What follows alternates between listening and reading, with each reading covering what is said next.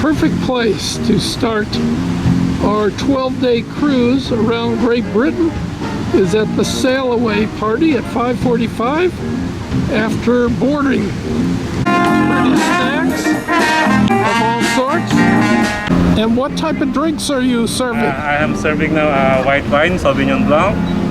And this one we have a special cocktail for today. Regent Splendor. So I am serving you something to eat. Our canapé, this is a tuna mayo. And this one is a salami. And this one is a hummus, a vegetarian one. Ships are lining up to leave here at South Hampton. And this is what the city of South Hampton looks like. Not much. About 125 miles from downtown London, but it takes almost 2.5 hours to get here on freeway. Lots and lots of traffic.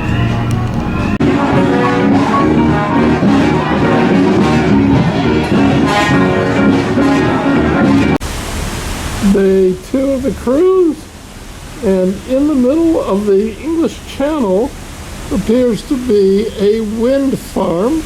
Days at sea, games, lectures from the royal chef to Queen Elizabeth, all types of activities going on board the ship today. So, I understand, Leslie, you went to a cooking class today while we were at sea.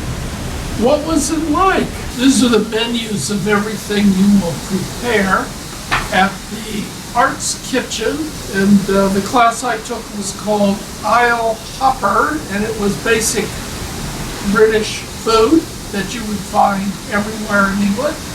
So what you do is you go into the kitchen and you gather around the chef who shows you how to make everything, and then you rush back to your station before you forget the steps of what you're supposed to do, and then you duplicate what you just witnessed the chef do. Day 3 of our cruise brings us to the Scottish town of Newhaven, which is a tender port for the Scottish capital of Edinburgh. Today is going to be a cold day, if you consider 60 cold. There are 2 restaurants for breakfast. This is one of them. Every day a new special. Veranda is a true buffet, self-serve, with many items. The head supervisor has no idea how many items, but he thinks at least 300, including 3 different types of herring. So, aboard the tender, to the sound of bagpipe music, we start the walk down the Royal Mile. Opposite a shop for Freemason. There's the bagpipe player, and that's the path heading down. This is the market center. Even today, announcements are yelled from this point of anything importance in England. This building is the city chambers, built in 1760, about 20 years after the Battle of Culloden. That is a monument to Admiral Nelson. And in front of it is a old boys' high school. The walk on the Royal Mile, which is longer than a mile because it's a Royal Mile, ends at the Holyrood Palace, where Queen Elizabeth holds formal events. Day 4, Tuesday, as the pilot comes to board to guide us into the town of Invergordon, northeastern Scotland. The main industry here is building oil rigs used in the North Sea for drilling. For the red team, and then Janice for the blue team. She needs to move back. On the 4th deck in the atrium is where all the games are played. Today's game is bowling. Janice is on Team B. She's up for the very important role. And the results of the contest, the bag ball. Congratulations, Janice. That's quite a haul. Do you have any comments to make? Oh, it's a lot of fun. Greetings, ladies and gentlemen. Welcome back to the show. Today is Wednesday, May 25th, 2022. And today we are in the beautiful port of Kirkwall. We are. 7 a.m. That is Right in early at 7 a.m. Yeah. When you're exiting the vessel? 5. It's one of the 5, yes. So, your sweet key card, your government-issued photo ID, vaccination card, either a digital or a hard copy. Good to take a mask with you because you never ever know. Now I am standing firmly on Orkney Island, closer to the Arctic Circle than it is to London, just about 10 miles off the shore of Scotland. The only trees on the island, 60, 70 islands, are those sheltered by buildings. Two Neolithic stone circles here on Orkney. First of all, the older standing stones of Stennis, and then the much younger and larger Ring of Brodgar. We are at the standing stones of Stennis. And there are 4 such stones built about 3100 BC. That's over 5,000 years ago. The current guardians of the stones, who leave guard marks everywhere, are sheep. These stones one can actually touch. It's some of the few stones that one can still touch on the planet. We say Brits. Refreshing. Yes, refreshing. Okay, nice. It's freezing. It's not brisk. It's not brisk. And it's gone from mild to brisk. So you might want a little stroll. Now it's back to the bus in a pretty heavy rain. Now to look at the Ring of Brodgar. So what do we have here besides the wind and the cold? You can see the mound and the ditch around this huge ring. 100 stones, 130 meters, 400 feet in circumference. Most of the stones are weathered or down. But what was this used for around 2500 BC when it was built? Certainly not for burials because there are no bodies inside. How about community gatherings? Bones were found at the center of the circle, meaning it could have been used for barbecues of animals. Not human sacrifices, but animal barbecues and parties. Regardless, putting these stones in place took a lot of time, and there were about 8,000 people living in the area to make sure that happened. This is how they protect the path, by putting down steel on top of the grass. Now we go tour the Neolithic village of Skara Brae, built from about 3000 and lived in until 2500 BC. We are now going to take a walk 5,000 years back in time to the village of Skara Brae. This is the house of the laird of the area, responsible for the land and the farming. Don't be late. 4:30 all aboard for 5 o'clock departure. Then we head into our evening. It's elegant casual again. As we transform from casual into elegant casual.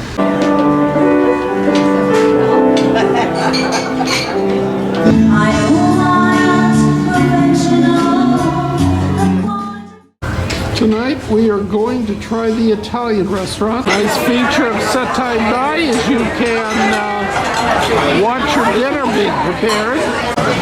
The appetizers are incredible.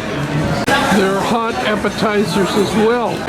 And with a very faint rainbow, we say goodbye to the Orkney Islands, where it rained all day long. Our show this evening, it absolutely stormed. It was so good. It's our international flautist. He's just absolutely incredible. Gary Arbuthnot will be back.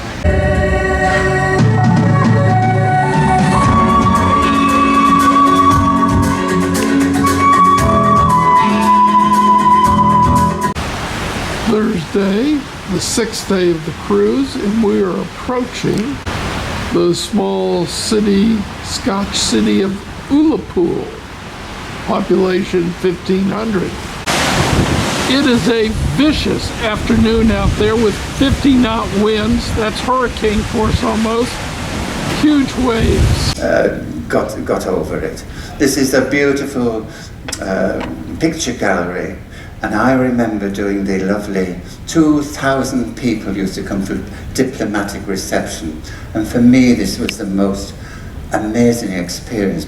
Friday, day 7 of the cruise, and we are pulling into the dock of Killybegs, Donegal, Ireland. And this is the small village of Killybegs, the main fishing port for County Donegal. Because the stop in Northern Ireland and Belfast was cancelled, we're overnighting here in Killybegs. For about an hour and a half drive, we come to Leo's Tavern. Well, this is what an Irish bar pub looks like.